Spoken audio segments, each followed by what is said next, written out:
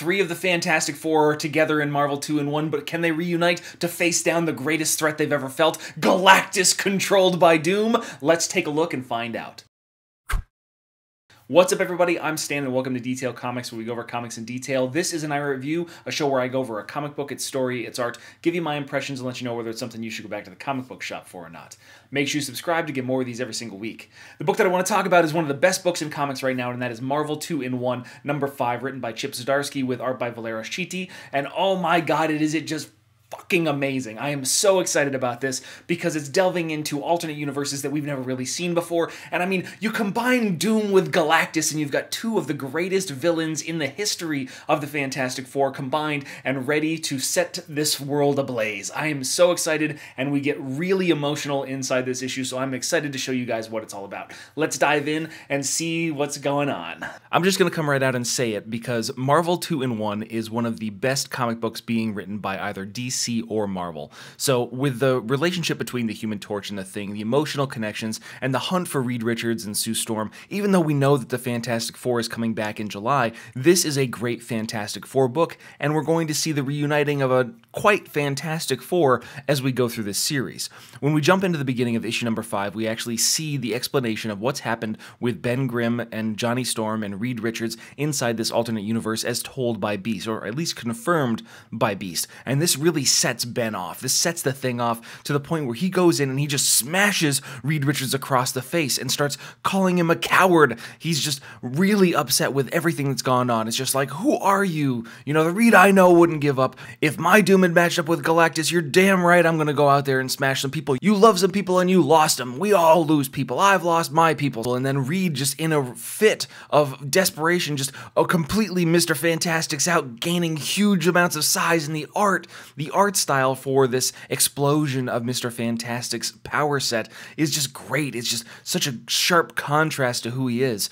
And then he just, like, you don't understand. Doom won by saving everybody. He's trying to make the remaining years bearable for everyone else as Doom has consumed the rest of the Marvel Universe. There's nothing left except Earth, and now it's Earth's time to come to pay the bill. So he's still trying to figure out a way to stop him, but he hasn't been able to do that. If he's anything like Ben's Reed, if he's anything like the Reed Richards that's outside in the universe, still controlling things, still creating these various universes, he's going to try and find a way, and he's got an idea. And there's one more person that echoes that sentiment, and that's this universe's Sue Storm, the head of S.H.I.E.L.D. That's right, the Invisible Woman is the head of S.H.I.E.L.D., which is pretty ridiculous, and they have this interesting reunion. You know, even though she knows they're from another universe, it's always good to see Ben, especially considering the circumstances as to which this Ben in this universe went out, destroyed by Galactus at their first meeting before Reed kind of went off the rocker. In the meantime, we actually see Johnny Storm connecting with Dr. Rashna, telling her, it's just like, hey, this is the wrong universe, we gotta get out of here so that way we can check out the next place.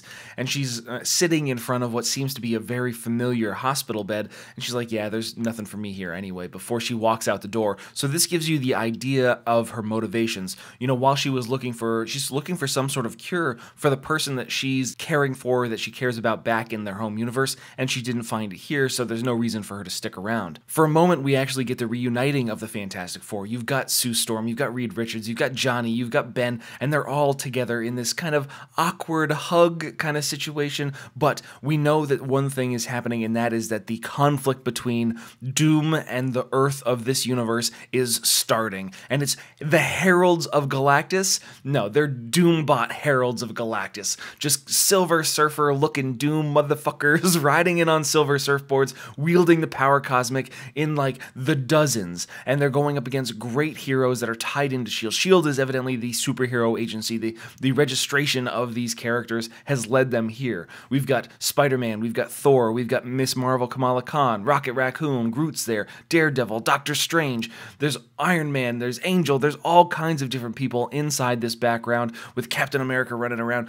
all taking on these Doombots in conflict. And the next thing you know, the Fantastic Four is jumping into action. You've got Ben jumping out, you've got Johnny Storm, and Kamala Khan says what we're all thinking, it's them.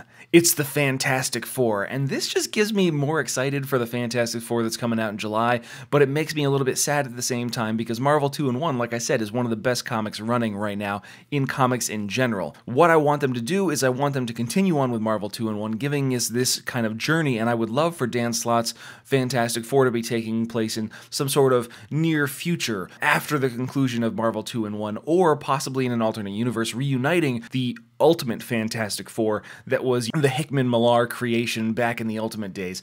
That would be pretty fantastic.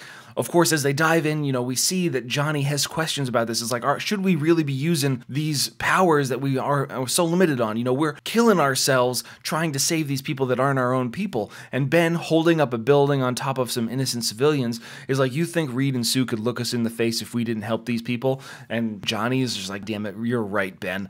As he dives back into the fray, Reed, who's trying to track them down, saying, you don't understand, they're going to kill you, gets grabbed up by a Doombot, carried up into the stratosphere, and Johnny flames on and goes immediately after him.